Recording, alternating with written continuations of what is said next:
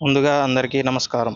ఈరోజు వీడియోలో మనం పంచభక్ష పరమాన్నాలు అని వేటిని అంటారో తెలుసుకునే ప్రయత్నం చేద్దాం. మనం నిత్యం తినే ఆహార పదార్థాలను 5 రకాలుగా విభజించారు.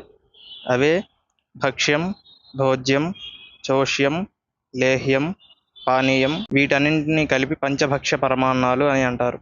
ఇప్పుడు ఒక్కొక్క దాని గురించి పూర్తిగా వివరించే ప్రయత్నం చేస్తాను. ముందుగా భక్ష్యం.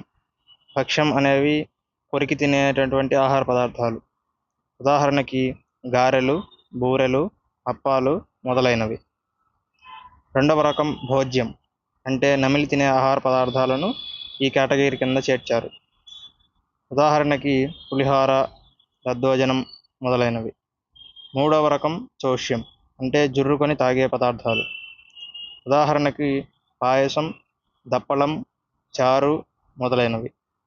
నాలుగవ రకం లేహ్యం, అంటే మనం నాలుకతో నాకుతూ తినేవి. ఉదాహరణకి తేనె, బెల్లం పాకం, చలిమిడి మొదలైనవి. ఐదవ రకం పానీయం, అనగా తాగేవి. ఉదాహరణకు నీళ్లు, కషాయం, పళ్ళరసం మొదలైనవి.